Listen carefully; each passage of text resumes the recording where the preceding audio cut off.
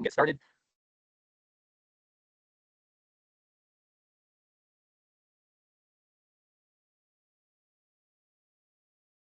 Well, good morning and happy Wednesday, everybody. It is March 18th, 2026, and this is your monthly Lunch and Learn. This month, we are meeting with our enabling technology crew, and they are going to be presenting on some pieces of our protocol today. And so I will walk through just the general outline of our presentation, then I'm kicking it over to our enabling technology crew with all the content. So purpose of today's session, we're going to be reviewing our enabling technology services and specifically the protocol for the MAPS program. At the conclusion of today's presentation, we're going to have a better understanding of some of our key definitions. And if you're taking notes today, I encourage it, but I'm going to be sending out this recording and transcript as well. We'll also talk about the role that the MAPS provider plays, as well as where the tech champion's role lies in this process. Then we're going to finish with some Mythbusters, and then I'm going to have a couple walkaway points for a lot of our providers who have graduates upcoming. So we'll start with our key definitions. We'll then jump into the tech champion role. Then we'll discuss specifically the provider agency's role. We'll jump into some Mythbusters and then conclude with some questions and answers. But without further ado, I am going to go ahead and pass it over to our enabling technology crew.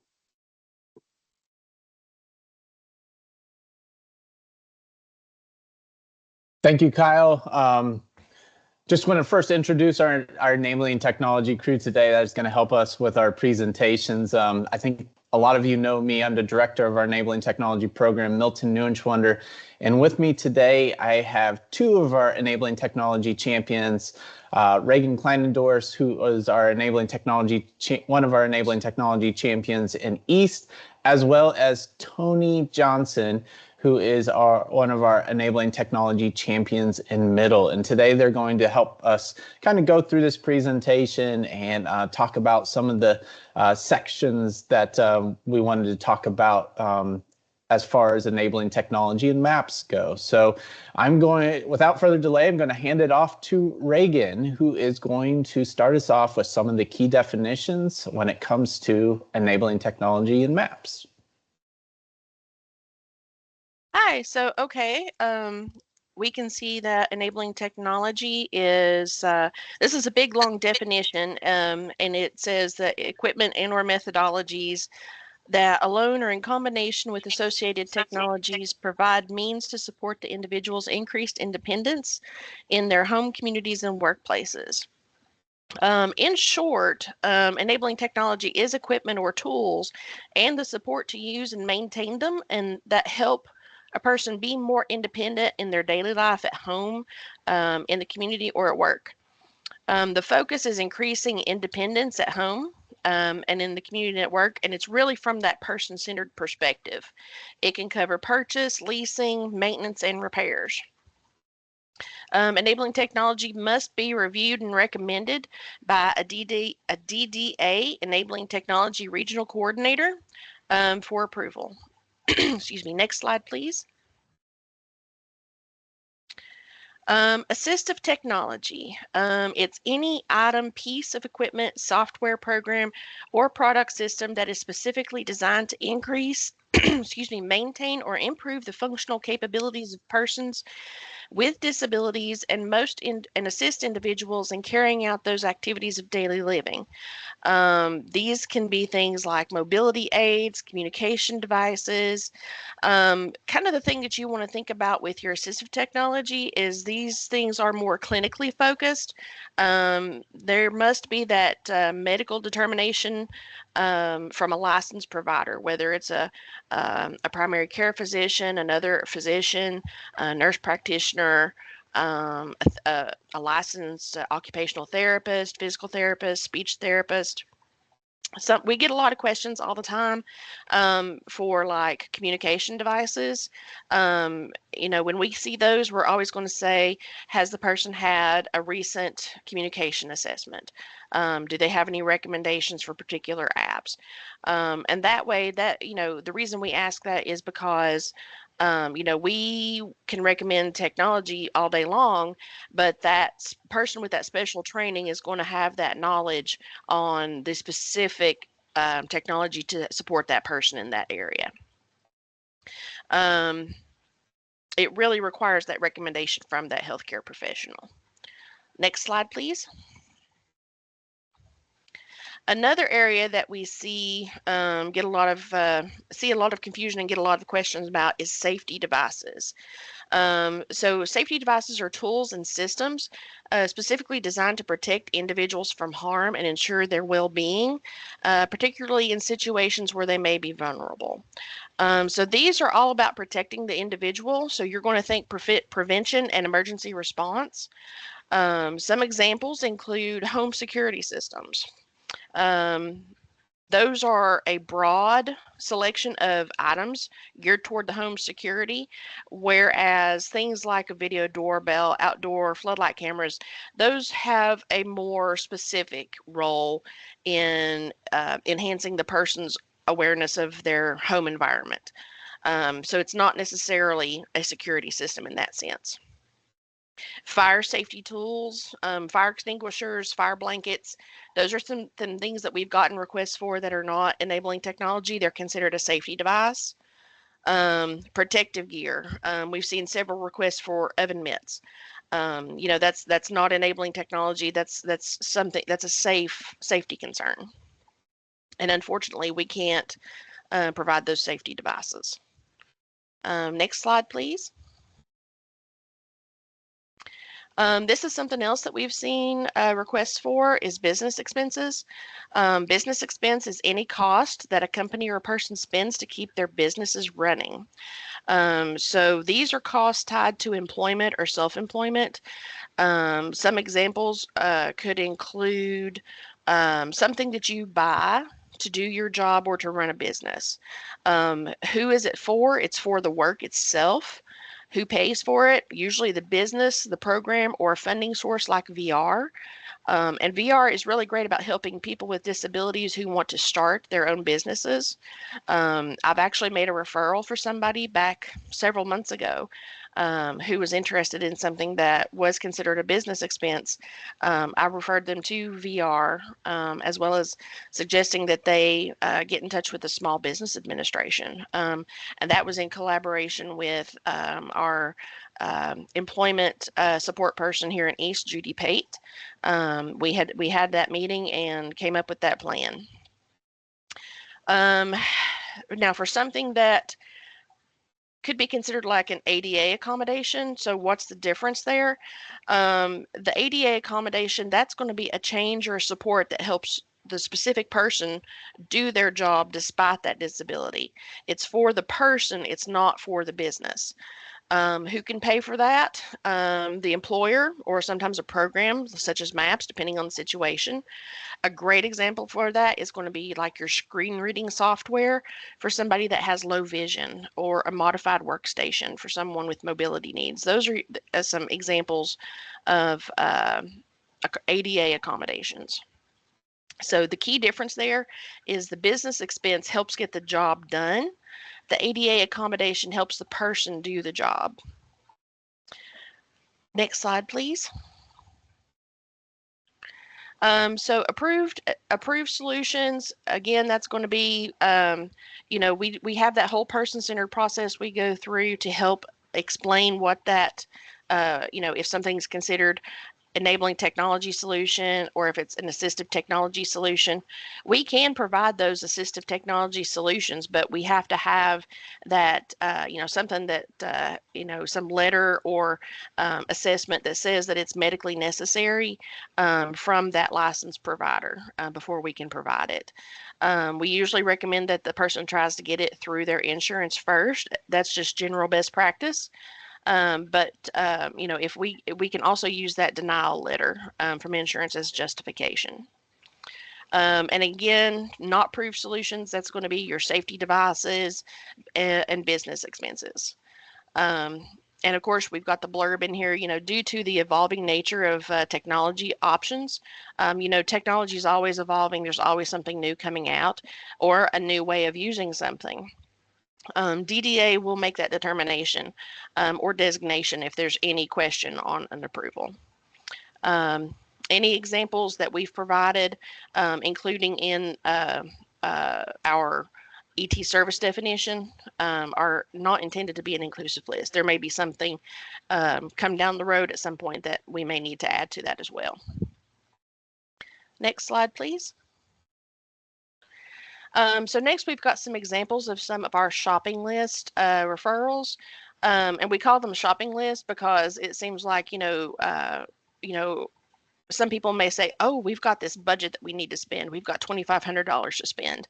It's not really about the budget. It's really meant to be from that person-centered perspective. What does the person need to help them meet that milestone? So a great example here is the person wants an Echo Show, an Apple iPad, and a watch, and a one-touch electric cabinet opener. But there's no mention here about why the person is wanting this. What milestone is it that they're wanting to accomplish? What does their environment look like? What are their outcomes or their goals? We always have to tie it to their milestones in order to be able to get it as enabling technology. Don't worry about necessarily picking the exact device. If you want to mention it during, that's fine. But ultimately, that does come later in the planning. Next slide, please. So this is a great example of an acceptable referral. It's talking about John is a 32-year-old man who recently moved into his apartment after living with the family. He's excited about his independence, but he's expressed anxiety about remembering daily tasks like taking medication, attending appointments, and managing his schedule.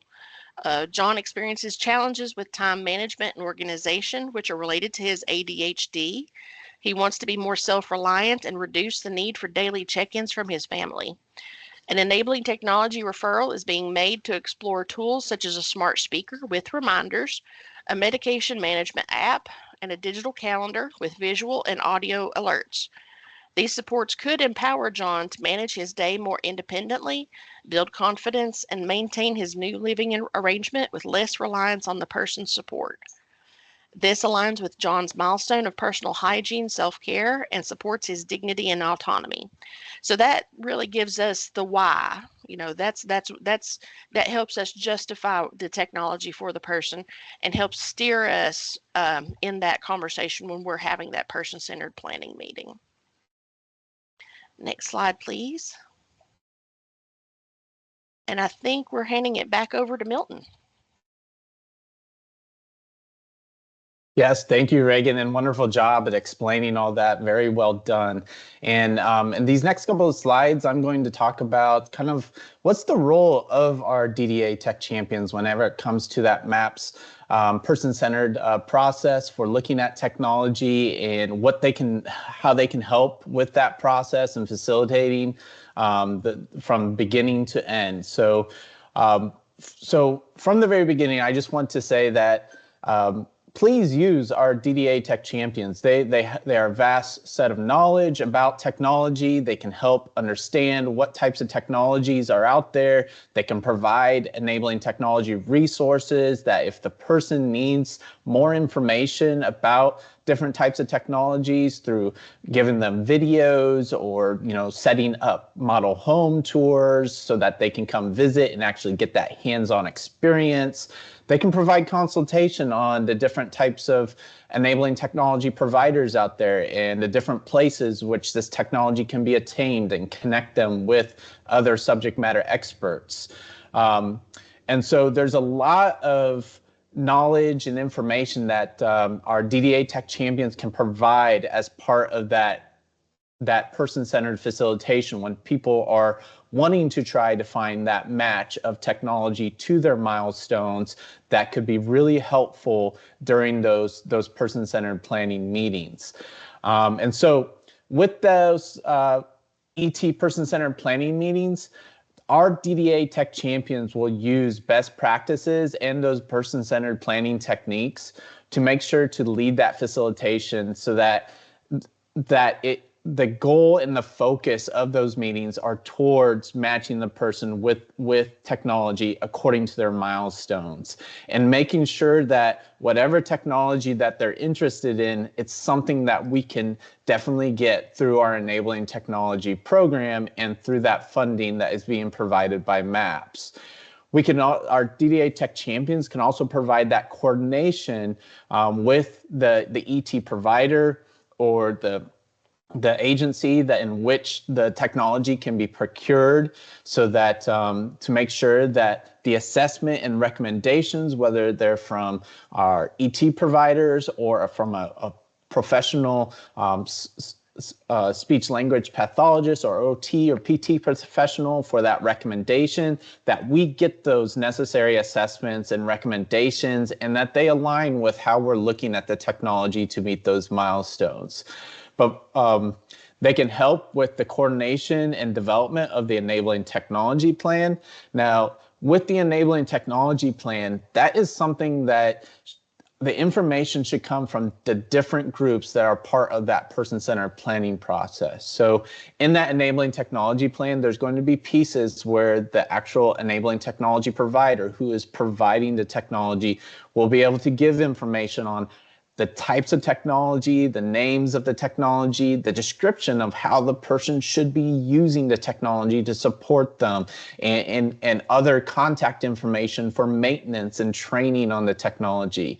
The information about the individual should come from the person's innovation coordinator and from their provider agency providing the support for the individual, as well as the section in the enabling technology plan that is geared towards the emergency backup and the remote support section.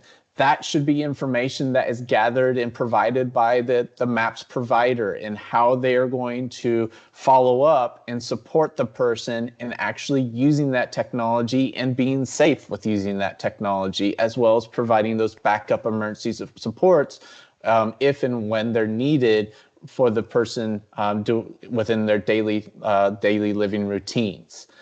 Finally, a big part of our DDA Tech Champions are those final reviews and approvals of the ET pre-claim submissions. And so a big part of DDA Tech Champions will be making sure that whenever those pre-claims are ready to be submitted, that the MAPS provider has all the information, including the enabling technology plan, the quotes and recommendations, and the final cost of the items submitted properly into the MAPS pre-claim system, so that all the information lines up to what is being talked about as part of that pre-planning, person-centered planning sessions.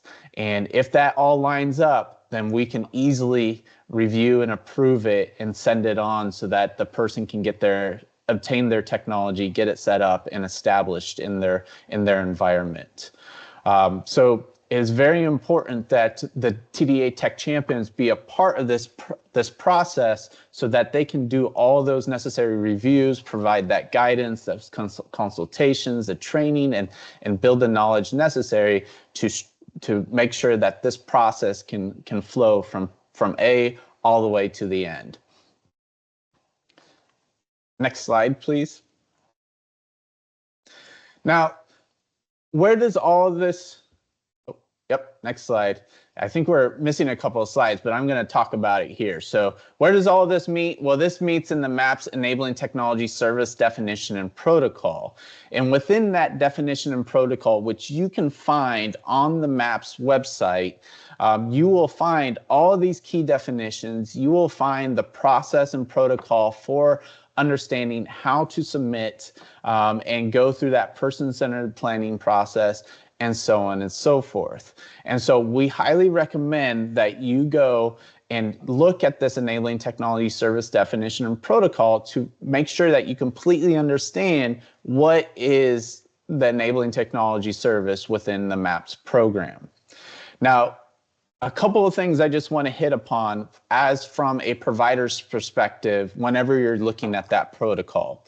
What we expect you guys to do as from a MAPS provider's perspective is that we want you guys to initiate the ET referral to start that person-centered planning process. And when we say initiate it, we want to make sure that that person has had a discussion with you guys about their milestones, how they want to, for that year, how they want to achieve those milestones, and that they have shared their interest in using technology to help them achieve those milestones. And if they have shown that interest and have those milestones in place, then talking to the person's IC so that you guys can submit enabling technology referral so that we can then connect with a DDA tech champion to get those discussions started. From there, we want you to attend the facilitations so that you can be a part of those discussions and understand what technology is available and how we could match the technology to the person's milestones. We want you to help pull that information from the person-centered planning process to put into the enabling technology plan in the necessary sections of the enabling technology plan, so it's ready at the end of those person-centered planning meetings to submit for the pre-claim process. We need you guys to submit whatever pre-claims or whatever information is needed for the enabling technology pre-claim process upon approval, review and approval of those tech plans from the DDA Tech Champs. And then once those pre-claims are submitted and approved, we need you as a provider, a MAPS provider, to then monitor the procurement of those ET solutions, make sure that the technology solutions get into the hands of the MAPS participant, that they're set up and installed correctly, and that they are working according to what it illustrates in the enabling technology plan to support that person with that technology support. And then finally, for MAPS providers, if you're the ones that procured those technologies, you need to submit your post-claim in order to get reimbursed for that.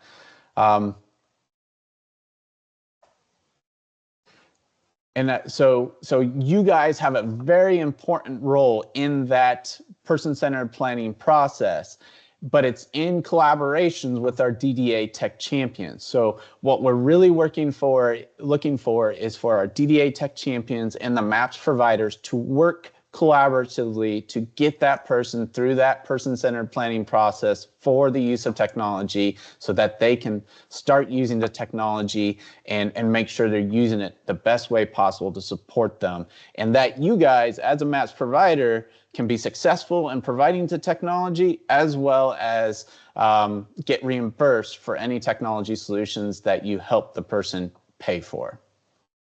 Next slide. And so there are a couple of myths that have come up during this time, and I'm going to hand it over to Tony to talk about those myths and what they actually are. All right, thank you, Milton. So myth number one, and thank you, Bree, for putting this together for us, but myth number one is that enabling technology funding is a payment that must be used by the end of each year or it's lost. The truth is that enabling technology funding is actually not a payment that is automatically awarded to participants. And we feel like it's being treated as such. We hear a lot of, well, they have X amount of budget, what else can we get? And that's not the goal of enabling technology. The goal is not the budget. We want to be person-centered in our approach in what kind of technology can support those milestones. So enabling technology is a service that must be authorized through the MAPS program. And a participant must complete the ET utilization process and be approved for ET funding. If they do not complete the utilization process, then they won't meet the requirements for ET funding. Next slide, please.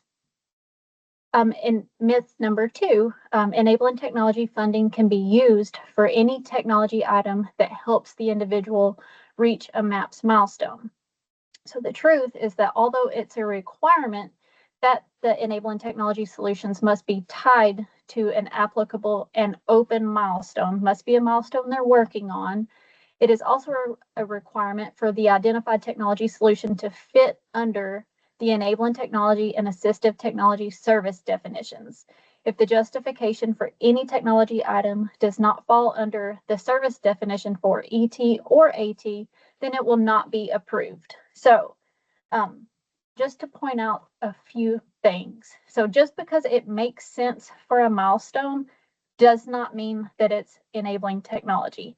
Some quick off the head examples of this, standard mops and vacuums, standard cooking aids such as a KitchenAid mixer, clothes irons and clothes steamers, music equipment, 3D printers, cameras, even requests for different brands of cell phones that are not included in the MAPS program. Everyone in the MAPS program gets the Android or iPhone from AbleLink, but getting a different cell phone is not an approvable ET request. Of course, that is not an end-all be-all list, but just some quick examples of things that might make sense to you, but they actually aren't enabling technology or assistive technology. So just because it has power doesn't equate enabling technology. Next slide, please. Number 3, the annual ET budget carries over from year to year. The truth is they get $2,500 per year, and it must be authorized through the ET utilization process. There is no rollover. You get $2,500 per year. However, the goal is not to exhaust that. We don't want to meet in the last month to exhaust a budget just because it doesn't roll over. We want to be person-centered and not budget-centered. The next one, approved ET items must match what was requested on the ET referral. And that is not true. The truth is the ET referral should describe the reason for the referral, include their milestones, can include some technology items of interest and areas of need. But we can absolutely discuss other things in meetings. Things change. Everyone has different ideas. So we don't want to limit someone for just what the ET referral was submitted for. The MAPS participant will, of course, participate in the person-centered ET planning meetings where all the technology solutions will be discussed, researched, suggested, and considered for approval to purchase. Next slide, thank you. Mythbuster number 4, ET cannot cover monthly subscriptions. So this one is a tricky one that we continue to navigate daily with you all. The truth is, this is referenced in the ET service definition under enabling technology recurring cost. It states that enabling technology solutions that require a recurring cost can be utilized with the enabling technology annual budget. These solutions will be approved by the DDA Tech Champion on a case-by-case basis. Recurring ET solutions will be paid for by the provider agency and reimbursed through the post-claim approval and invoicing process used for all other milestone reimbursement payments. Note that recurring costs can be covered throughout the duration of the MAPS program, but once the participant graduates from MAPS or is no longer participating in MAPS, they will be responsible for those recurring costs. So a lot of people try to avoid recurring costs. We always are transparent about that with families in the meetings, and especially with apps and such, sometimes it's difficult for providers to figure out payment. So that is always another thing to consider. However, those recurring costs can be covered. Next slide. So apps, myth is apps requested to be added to the MAPS phones can only be MAPS apps, and that is not true. The truth is that while all apps can't be approved, the MAPS phones do belong to the person supported. We want them to treat it as their own device and use it to work towards their milestones. We want them to be successful with it. So most apps will be approved if sufficient justification is provided towards a MAPS milestone. And ICs are doing great with submitting those requests now. and we can always discuss apps in the ET meetings. When people are getting technology that requires apps, we'll often remind the IC to, hey, can you request the Alexa app to be added to their phone, or the Ring app, or whatever. So we can always make app recommendations as well. Right. And Kyle, I believe that's the end of the Mythbusters, if you want to take it away. All right. Well, first off, did we have any questions that were still in the chat? Because I would love, I am going to pull up another form briefly, but I wanted to check to make sure if there are any questions, since we just happen to have the best crew possible to answer right now.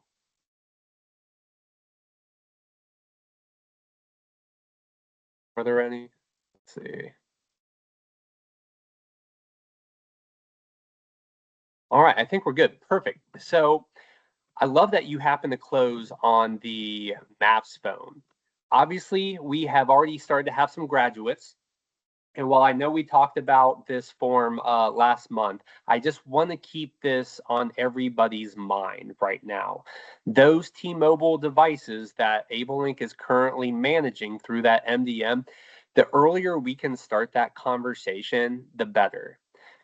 If you all don't recall, what's going to end up happening with the phone is eventually it is going to be put into a suspension and then ultimately reset if they do not contact AbleLink. And so this form, I'm also going to be tossing it into our chat here, as well as sending it back out with this presentation. But I really do want to reiterate the importance of being able to have this conversation. While you're doing your exit planning with those upcoming graduates, all they have to do is look across the three options that they have. The first one is just generic T-Mobile phone service termination. And so if they do not make any response, if they do not have any plans, it just is going to reset to a basic phone. It's not going to have any service. All of the information that was on that phone is going to be reset. And so if they have pictures, apps, anything that they want to keep, we need to make a contact to maps.support@ablelinktech.com. AbleLink is willing and able to assist all of our Maps participants. If they want to keep those devices, they can either continue their service with AbleLink, or AbleLink will port out that cell phone number to another provider. Even if they want to start a T-Mobile account, they will help support them. We just have to get that contact started. And so I know there's a lot of people on this call right now that have a lot of graduates coming up this month, next month, and especially into the summer. This is the best time to start that conversation. That way, family as well as the participant have a very clear idea of what's going to happen with that phone. Now, obviously, in the lead up to that, if you all have questions, please reach out to your transition guys, reach out to our team. We've got DDA enabling technology that we can work with as well. But again, AbleLink have submitted their names to be able to help us out here. And so we just need to figure out if they are okay with letting that device default to a reset device and losing all of that information. That's fine. We just want them to know that there are other options. They can keep that AbleLink agreement. They do have some discounted rates for people if they get a lot of benefit from Wayfinder as well as some of the other apps, or they will port out. And so I just want to make sure that's super clear. I'm going to add this form again to our chat here, but I want to strongly encourage everybody to start reviewing this with your clients. It just brings a lot of peace of mind. And again, AbleLink is beyond ready to engage this stuff. So just let them know. Now, if there are no additional questions, I am going to plug that on Friday. Let me get the specific time because I'm in Central Time. And I have to remember so many of y'all in East are in Eastern Standard Time. But Friday at 12 o'clock Eastern, 11 o'clock Central, we are having a town hall where we are going to be discussing enabling technology in detail. And while here we are able to talk about the tech champions role, and apologies, I'm not sure where that provider role slide went. We'll make sure that's included in what's sent out. But luckily, Milton's recall is incredible, and he was able to just say it from memory. But again, the Friday is going to be strictly what you all want to talk about. We have some grab bag ideas, but we're also going to have some opportunities just to express what's been going on, some of y'all's primary struggles. But I love what Tony and Reagan and Milton have been able to say this morning, that I think what works the best is just being strongly collaborative partners from the provider side. I have been humbled. If y'all know me from the provider side, I was able to play with enabling technology quite a bit. It is truly humbling when you come on this side and see the sheer amount of devices that Milton and his team are constantly vetting. And so with those wish list items, I want to reiterate, I was guilty. I was guilty with that stuff because in reality, the options are so much more. And so I don't want our providers getting pigeonholed into what they think is best practice. I think providers just being strong partners in the collaborative process, in those planning meetings, and following the guidance of those tech champions are where these relationships and when these technologies best are utilized. And so I just want to encourage you all. There's so much out there and there's so many new devices that I want to encourage you all, just partner with these tech champions, let their expertise help guide our determinations, and let the process play out. That's been some of the best output that I've seen in enabling technology since coming in on this side. But I want to encourage y'all, reach out with questions in the meantime. Hopefully we'll see a lot of people coming out on Friday. I know there's already a lot of excitement out in East. I know there's some Middle and West people who have been like, can we maybe get some eyes in on that? I'm not going to tell Zayden how to do his job out there. I know there's interest, but look forward to seeing everyone on Friday. Let us know your questions in the meantime. Be on the lookout for this recording as well as presentation and the AbleLink materials. And so actually, since I have you all captive, let me go ahead and share this with you all. You all be so patient as to wait a couple minutes on here.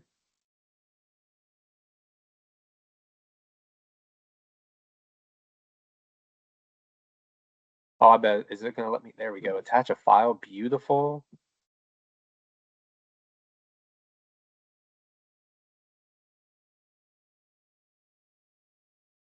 There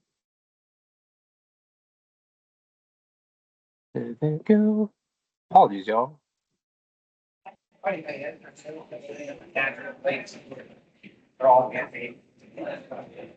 Taking a second to load in there, but hopefully y'all see that.